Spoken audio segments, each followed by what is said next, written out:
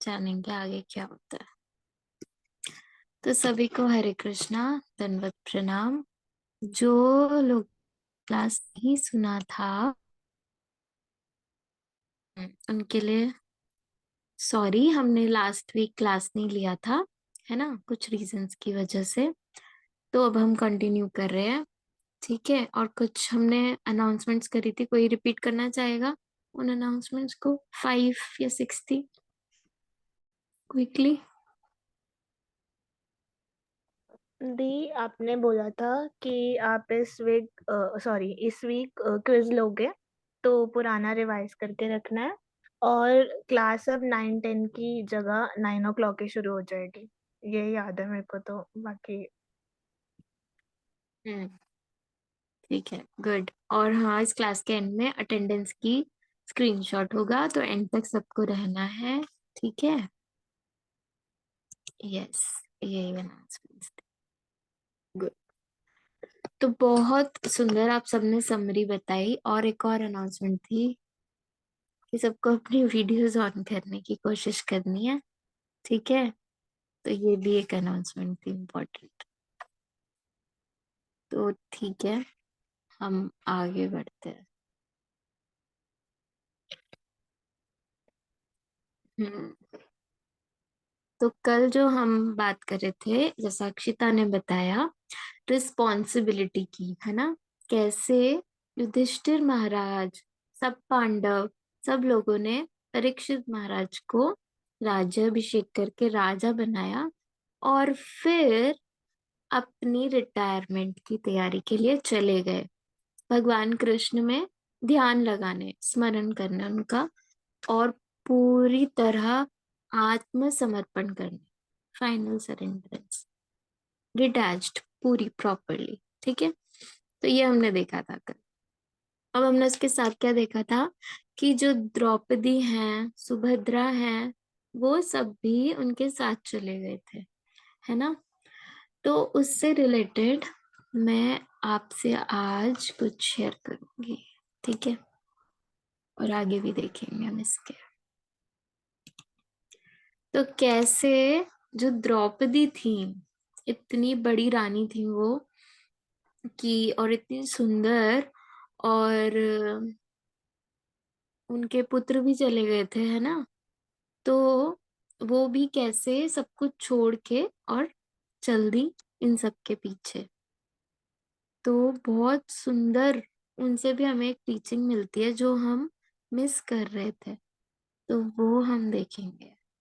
और इस बीच में कल ब्रजगोपाल आपका क्वेश्चन भी रह गया था ना, आपने मैसेज किया था फिर, कि ये कृपाचार्य, हमने देखा था कि कृपाचार्य ही परीक्षित महाराज के गुरु हैं, है ना। तो क्या है, कृपाचार्य वही हैं जो महाभारत में थे और युद्ध हुआ था। तो यस ब्रजगोपाल, वही कृपाचार्य थे, ये बचे थे। और सिर्फ एक यही थे जो द्रोणाचार्य के बाद इतने बड़े और बहुत ही क्वालिफाइड एक ब्राह्मण बचे थे, परीक्षित महाराज के गुरु बनने योग्य जो बचे थे। तो इसीलिए इतना बड़ा सब कुछ युद्ध होने पर भी युधिष्ठिर महाराज ने उनको उनकी पोस्ट पे रखा, और सम्मान दिया, अपने वंशज को उनके अंडर दे दिया। क्यों? क्यों करा ऐसा? जबकि वो उनके सामने वाली पार्टी की साइड से लड़े थे, बताओ, कौरवों की साइड से लड़े थे कृपाचार्य। उसके बाद भी युधिष्ठिर महाराज ने उन्हें इतना सम्मान दिया। सोचो, अगर हमारी टीम छोड़ के कोई चला जाता है, हमें कितना दुख होता है ना, कि ये क्या हो गया। बट क्योंकि हमने बहुत दिन पहले भागवतम की स्टार्टिंग में भी ये डिस्कस की थी लाइन, क्या, कि कंटेंट से ज्यादा इंटेंट बहुत मैटर करता है। आपकी इंटेंशंस मैटर करती हैं, है ना।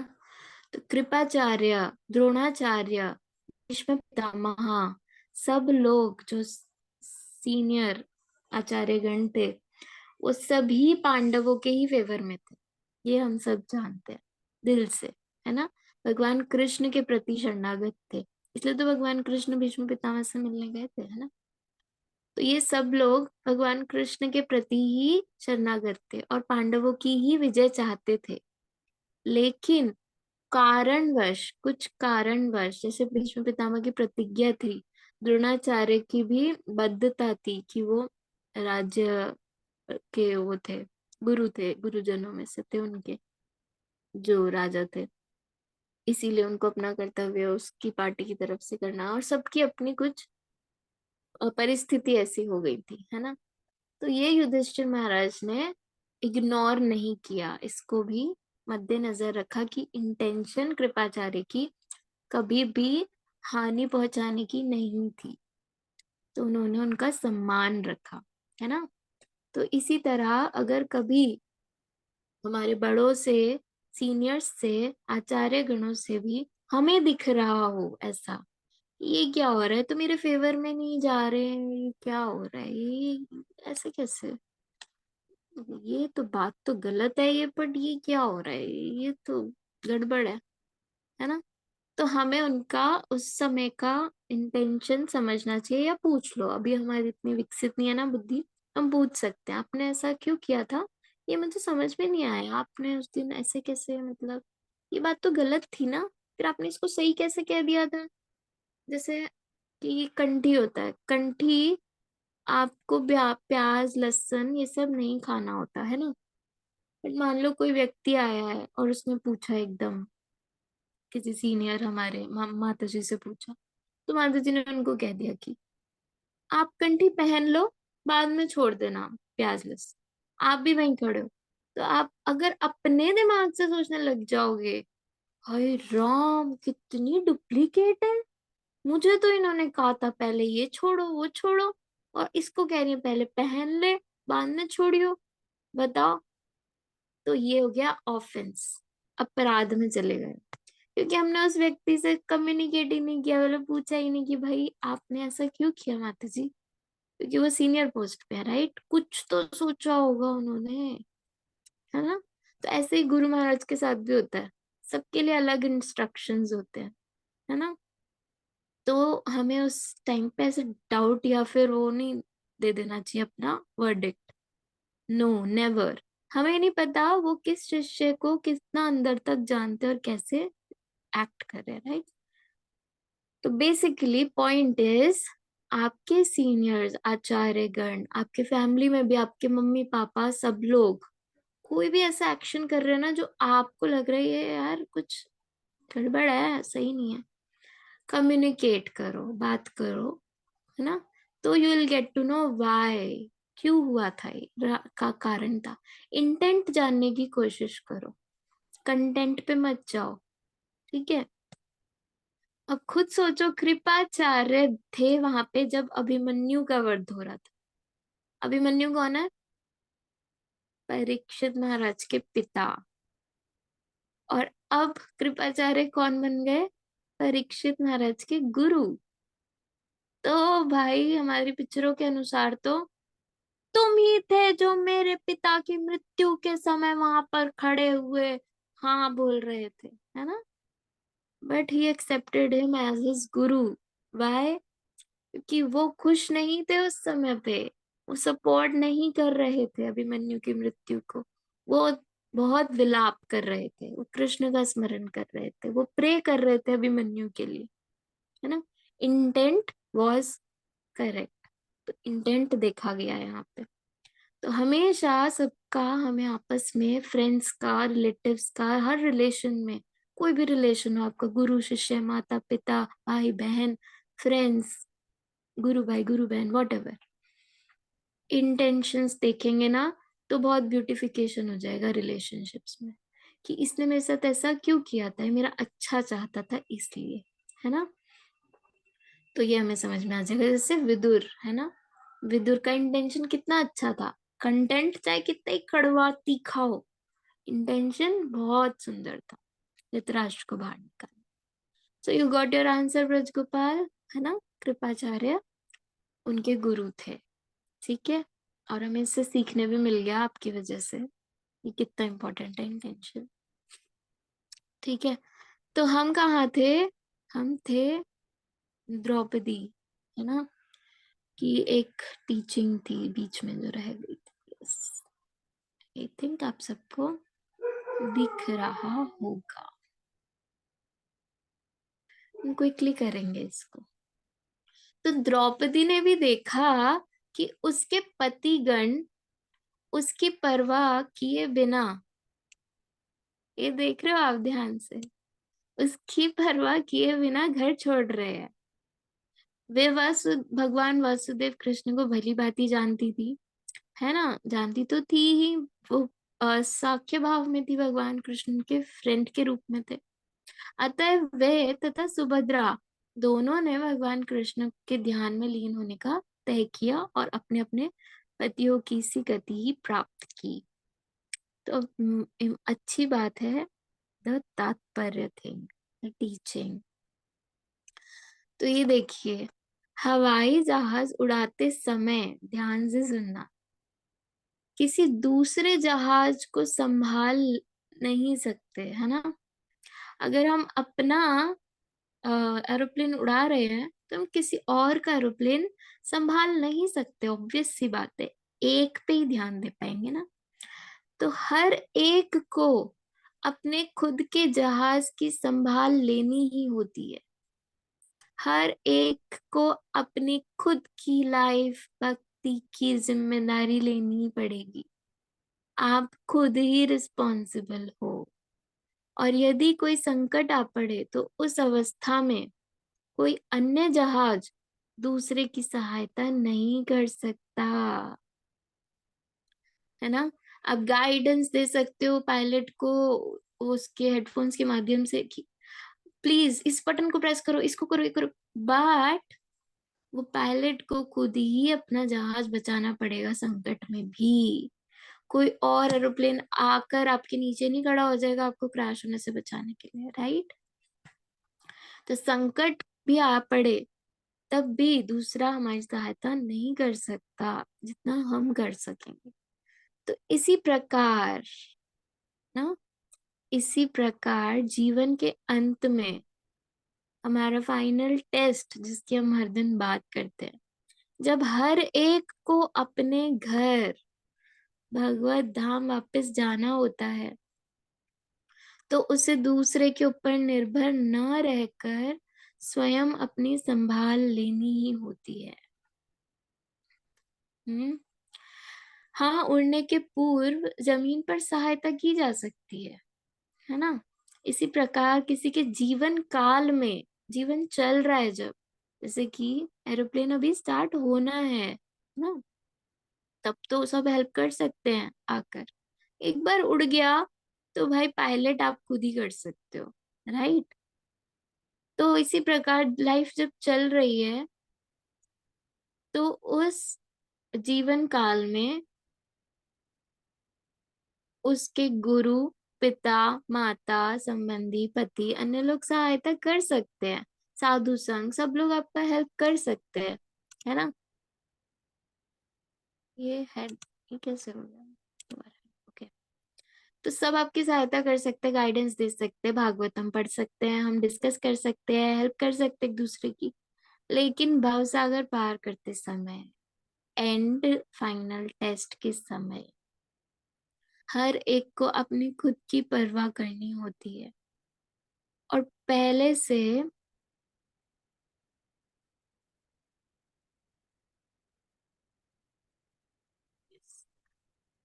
पहले से प्राप्त उपदेशों का उपयोग करना होता है। जो आपको पूरे लाइफ टाइम मिला है ना हेल्प, उसका आपको यूटिलाइज करना है। जैसे पायलट जितना उसने पढ़ा है कि क्रैश होते समय मुझे क्या क्या दबा सकता हूँ मैं, उसको सारी नॉलेज वहां डालनी होती है खुद, लेकिन कोई और नहीं आएगा। तो ये भी हमें खुद करना पड़ेगा। अब द्रौपदी से कैसे रिलेट होता है? तो द्रौपदी के 5 पति थे, हम सब जानते हैं, है ना। युधिष्ठिर, भीम, अर्जुन, नकुल, सहदेव, पांचों पांडव, है ना। किंतु किसी ने नहीं कहा कि द्रौपदी तुम भी चलो हमारे साथ। किसी ने नहीं कहा ये, क्यों? क्योंकि कोई किसी को नहीं कह रहा था, सबका खुद का इंडिपेंडेंट डिसीजन था। आपको महल में रहना है आप रहो, आपको भगवान की भक्ति करने हमारे साथ जाना तो भी आप चल सकते हो, but take decision yourself, independence to choose दी गई थी। तो किसी ने नहीं कहा कि द्रौपदी चलो। द्रौपदी को अपने महान पतियों की प्रतीक्षा किए बिना अपनी परवाह स्वयं करनी थी। और चूंकि वो पहले से प्रशिक्षित थी, पहले से मीन्स हैबिट, जो हम लोग कर रहे हैं, प्रशिक्षण है ना, तैयारी, तैयारी जीत की। तो अतएव उन्होंने तुरंत पूर्ण पुरुषोत्तम भगवान वसुदेव कृष्ण का ध्यान किया, स्मरण किया। पत्नियों को भी उसी तरह पतियों जैसी गति प्राप्त हुई, है ना। शरीर बदले बिना ये सब भगवान के धाम वापस पहुंच गए। तो आई होप आपको सीखने मिला होगा द्रौपदी से अब, है ना। कुछ भी हो जाए ना, जैसे कि हम डेली लाइफ एग्जांपल लें तो अभी रिसेंटली एक क्रिकेटर थे, है ना, I don't remember his name, उसका एक्सीडेंट हुआ है ना, आते हुए विश करने ऋषभ आ रहे थे मूवी। हाँ जी। पंत, ऋषभ पंत। यस, ऋषभ पंत। तो उनका एक्सीडेंट हुआ, राइट। कौन था उसके साथ? No one. वो अपनी फैमिली के पास आ रहा था, बल्कि उसको पता था उसका एक्सीडेंट हो जाएगा? नो, ऑब्वियसली, है ना। तो वो अकेला था। तो क्या क्या उसने फेस किया वो उसी को पता है सिर्फ, या फिर भगवान को पता होगा।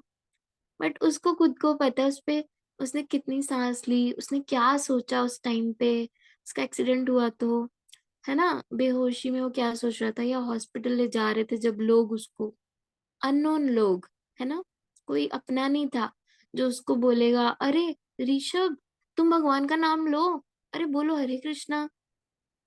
कोई नहीं हो था ऐसा आसपास, राइट। तो उसने जो अपने लाइफ टाइम जो भी उसने सीखा समझा, उसने क्या याद किया उसी को पता हो। ही डिडंट न्यू कि अब मेरा क्या होगा क्या नहीं, बट वो अकेले था, है ना।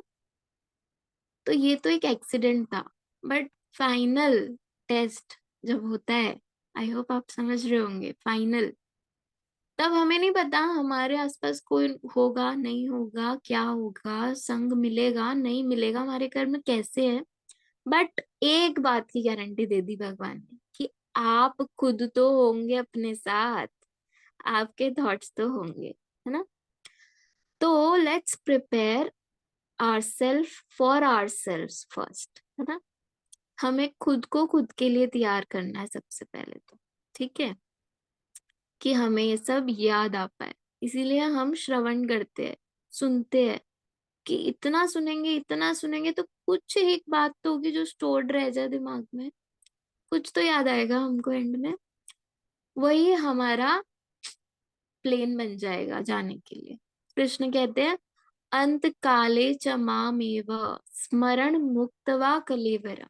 अंत काले, अंत काल में, च मामेव, मेरा स्मरण अगर किया तो तुम मेरे धाम क्विकली वापस आ जाओ। एक मेरे को जरा सा भी याद कर लिया ना तुमने, सॉर्टेड, ठीक है। तो ये हमें सीखने मिलता है कि अपने खुद के डिसीजंस हमको खुद ही लेने होते हैं। सब लोग हमें बस सही गलत बता सकते हैं, है ना। जैसे कि हम सब में ही एग्जाम्पल है, हम लोग डेली मैसेजेस डाल रहे हैं, राइट, क्लास हो रही है, भागवतम हो रही है, सुनो सुनो सुनो सुनो, हाउ मेनी आर लिसनिंग। तो हम क्या कर सकते हैं उसके लिए? क्या उनके घर जाएं या क्या करें? कुछ नहीं कर सकते ना। हम सिर्फ एक रिमाइंडर डाल सकते, now it is your choice, है ना, कि मैं टाइम निकाल रहा हूँ, मैं ऑन कर रहा हूँ, मैंने ऐप डाउनलोड करी नहीं करी, ये सब आपकी चॉइस है। आप चाहो तो नहीं भी कर सकते, कोई कुछ नहीं कहेगा। तो अपनी खुद की चॉइस होती है। तो द्रौपदी, सुभद्रा, इन सब ने भी चॉइस मिली थी जिसका उन्होंने ऐसे यूटिलाइज किया। तो ये हमें सीखने मिला इससे। तो ये हमने आज कृपाचार्य से सीखा एक तो, है ना, कृपाचार्य नहीं, युधिष्ठिर महाराज से, कि उन्होंने कृपाचार्य को कैसे ट्रीट किया, इतना ब्लंडर सब कुछ होने के बाद भी, महायुद्ध के बाद भी। दूसरा, द्रौपदी सुभद्रा ने हमें क्या सिखाया, है ना। अब तीसरा टीचिंग जो था वो था कि परीक्षित महाराज, है ना, इतने, हम कल देख रहे थे कितने सुंदर राजा, बहुत ही सुंदर शासक, और सब उनका सेट, धन, यश, बल, फैमिली, सब कुछ टॉप क्लास। उसके बाद आपको भगवान के दर्शन हो चुके हैं, भगवान के दर्शन हो चुके हैं, आप पहले ही इतने फेमस हो गए, उसके बाद भी उन्हें गुरु बनाने पड़े। What for, why? गुरु की क्या जरूरत पड़ गई? सब कुछ तो पता है आपको, आपके पास युधिष्ठिर महाराज हैं, अर्जुन है, वो सिखा देंगे ना। आपकी फैमिली इतनी अच्छी है, और वो भी छोड़ो, आप तो भगवान को देख ही चुके हो, आपको सीख साख के करना क्या है? तो गुरु फिर भी बनाने पड़े, क्यों? परीक्षित को, परीक्षित महाराज। सो सीखने मिला इससे कि गुरु इज मस्ट चीज है, एक मस्ट, मतलब कंपलसरी, मैंडेटरी चीज है लाइफ में, गुरु का होना कंपलसरी है एक तरह से। तो हमें बहुत इम्पोर्टेंट, हम ये कुछ भी सीख रहे हैं, कुछ भी कर रहे हैं ना, वर्क कर रहा है ये, जरूर करेगा वर्क, बट गुरु नहीं हुए ना लाइफ में तो भैया प्रॉब्लम हो जाएगी। क्यों? पता है, आप पे ना एक स्टैम्प नहीं, आप ऑथेंटिक नहीं रहोगे, आपके पास कोई प्रूफ नहीं होगा कि मैंने ऑथेंटिक उससे करा। जैसे कि हम जॉब के लिए जाते हैं, है ना, तो अब, या फिर हम किसी कॉलेज में जाते हैं एडमिशन्स के लिए, तो हमसे पूछा जाता है ना, आपने 10th और 12th कहाँ से करी, कौन से बोर्ड से करी? पूछता है नहीं पूछता कॉलेज? पूछते हैं ना। क्या आप ऐसे बोल सकते हो उन्हें, मैंने 10th और 12th कर रखी है? तो वो कहेंगे अच्छा ठीक है, आ जाओ, ऐसे चल जाता है काम? नहीं ना। आप बोलोगे भी ना मैंने सीबीएसई बोर्ड से करी है, तब भी नहीं मानेंगे, show us the proof, documents लाओ, है ना, कि सीबीएसई से करिए, आईसीएसई से करिए, किस बोर्ड से करिए, ऑथेंटिसिटी लग जाती है कि हाँ भाई एफिलिएटेड है ये, इसने सीबीएसई से करा है तो इसको सब पता होगा 10th 12th। हम ये नहीं बोल सकते हूँ मैंने घर में पढ़ ली थी 10th 12th की बुक्स, हो गया मेरा, मेरे को सब आता है, कुछ भी पूछ लो आप मुझसे, नहीं चलेगा काम, है ना। उसी तरह हमें सब कुछ पता होगा ना, नॉलेज होगी, सब ज्ञान होगा, सब कुछ पता है, भक्ति कैसे करनी, क्या है क्या नहीं, सब पता है भाई, कर भी रहे, बट जब आपसे पूछा जाए किस परंपरा से हो, हु इज योर गुरु, वो छोड़ो ना, हमें पता है सब, तो नहीं चलेगा। तो आपको एक परंपरा से कनेक्ट होना पड़ेगा, है ना, एक संप्रदाय से। तो इसीलिए गुरु इंपॉर्टेंट होते हैं, ऑथेंटिक गुरु, है ना। हम इसके बारे में जल्दी चर्चा करेंगे कि कैसे गुरु बनाए जाते हैं, कितने बोगस गुरु हैं आजकल, कैसे ढूंढे, क्या करे, गुरु क्यों ही जरूरी हैं, ये हम किसी दिन एक टॉपिक लेंगे स्पेशली फॉर गुरु चीज के लिए, है ना। तो अभी हम ये देख सकते हैं कि परीक्षित जो थे उनको राज्य मिल चुका है, ठीक है, और उन्होंने किससे विवाह किया है, कोई बताएगा उनकी वाइफ का नाम? ईरावती, ईरावती। यस, गुड, इरावती, है ना। और उनके पुत्र का नाम? दी सबसे बड़े पुत्र का नाम बताया था आपने, Janmajay. Yes, Janmajay, very, sorry. Janmejay. तो बहुत सुंदर, वो उनके सबसे बड़े पुत्र थे। और कितने पुत्र हुए उनके? दी 4 आई गेस, कंफर्म यस, नहीं है। वेरी गुड, 4 पुत्र थे परीक्षित महाराज के। गुड।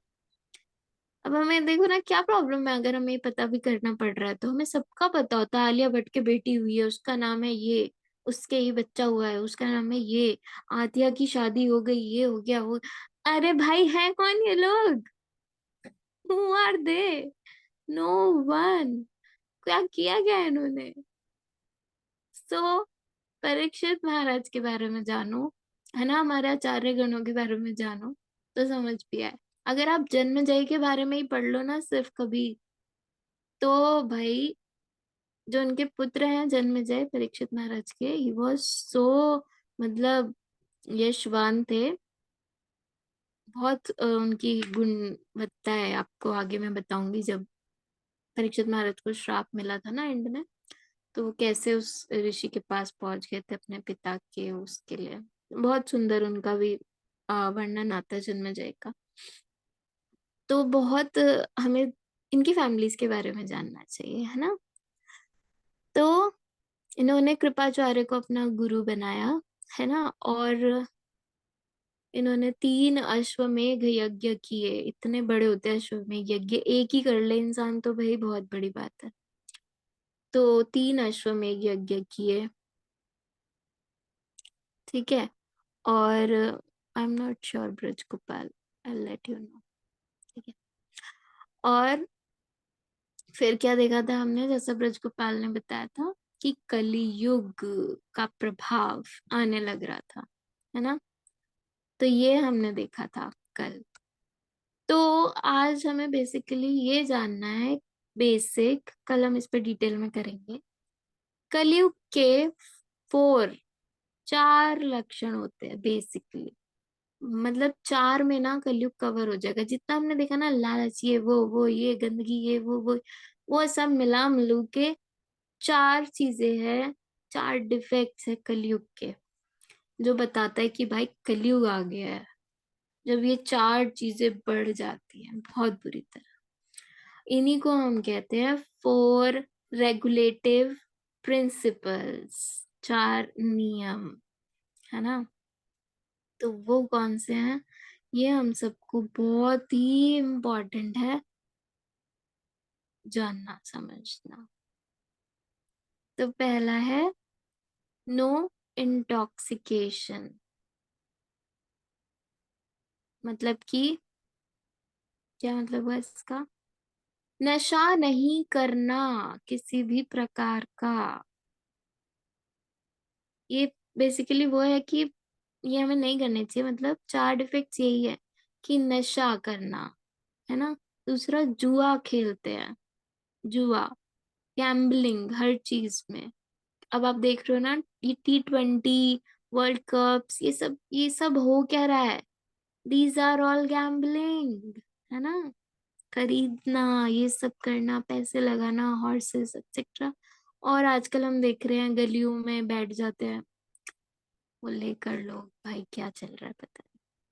उसके बाद मीट ईटिंग, क्या सुंदर KFCs खुल रहे हैं ना बैक टू बैक। तो कितना बढ़ गया है बुरी तरह से। हर एक ब्राह्मण, वैश्य, क्षत्रिय, शूद्र, सब लोग दबा के खा रहे हैं, मार मार के, है ना, रोस्ट कर करके, मजे ले लेके। KFC में आओ खाओ। ओ कृष्णा, मीट ईटिंग, ना। और fourth is illicit relationship which is so common and which is in fashion today। ये तो बनता है भाई, एक के साथ एक तो होनी चाहिए, या एक के साथ एक होना चाहिए, है ना। तो ये कितना कॉमन है आजकल। और उसके बाद हम क्या बोलते हैं कि ऐसे समाज क्वेश्चन नहीं कर सकता हमें, हमारी लाइफ है, हम इसके साथ खुश नहीं है तो हम किसी और के साथ तो जाएंगे ही, है ना। कितना गर्व से हम बोलते हैं नो इलिसिट रिलेशनशिप। तो ये 4 चीजें हैं जो कलयुग को लेकर आई है अपने साथ, जो कलयुग अपने साथ लेकर आया, कली, है ना, बुरी तरह से तांडव करते हुए 4 चीजों का। तो ये हमें हमेशा याद रखनी चाहिए, बहुत इंपॉर्टेंट है ये। Intoxication, gambling, meat eating and illicit relationship, important, most important, ठीक है। तो ये हमें हमेशा याद रखना है। और इसीलिए हम इतने आभारी हैं श्रील प्रभुपाद के कि हम भाई कुछ भी कर लेना, कितना ही कर लें, कभी प्रभुपाद का ऋण नहीं चुका पाएंगे, कि उन्होंने ये सब हमारे लाइफस्टाइल में ही डाल दिया। उन्होंने यही 4 नियम बना दिए कि आपको अगर इस्कॉन से जुड़ना है, इनिशिएशन लेनी है, तो this is the first and foremost rule कि आपको ये चारों चीजें भैया नहीं करनी, तब तो ठीक है। कितने लकी है ना हम लोग कि हमें इस्कॉन जैसा सुंदर सोसाइटी मिल पाया है, जो हमें ये चारों को ही करने से रोक रहा है। मतलब हम बेसिकली कलयुग में रहते हुए भी कलयुग के प्रभाव से इतना दूर हो रहे हैं, इन चारों से बच बच के। तो आप देख सकते हो जितने भी इनिशिएटेड डिवोटीज होते हैं इस्कॉन में, वो ये चारों चीजों से दूर होते हैं, है ना। एटलीस्ट प्रयास बहुत लोग कर रहे होते, कोई कोई होता तो तोड़ता है, जिसके अधम होते हैं गिर जाता है अपने पद से। बट ये रूल है इस्कॉन का कि ये चारों तो आपको करना ही पड़ेगा फॉलो, ठीक है। तो ये याद होना चाहिए, no meat eating, no intoxication, no gambling, no illicit relationship. ये बहुत इंपॉर्टेंट है। क्यों? क्योंकि ये कली अपने साथ लेकर आया है 4 दोष, ठीक है। कल हम अच्छे से जानेंगे इनको, और आगे भी देखेंगे कैसे परीक्षित महाराज को कली मिलता है और वो क्या कर रहा होता है, और फिर क्या होता है आगे। तो आज एकादशी है, सब लोग ज्यादा चैंटिंग कीजिए, है ना, हियरिंग भी कीजिए, रिवाइज कीजिए। सभी को हरे कृष्णा, धन्यवाद, प्रणाम। श्रीमद् भागवतम की जय, श्रील प्रभुपाद की जय। हरे कृष्णा। मेरा स्क्रीनशॉट रह जाएगा, ओके नहीं,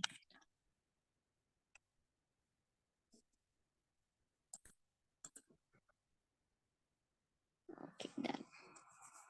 हरे कृष्णा, सभी को धन्यवाद, प्रणाम। कोई क्वेश्चन हो तो आप मैसेज कर सकते हो मुझे। श्रील प्रभुपाद की जय।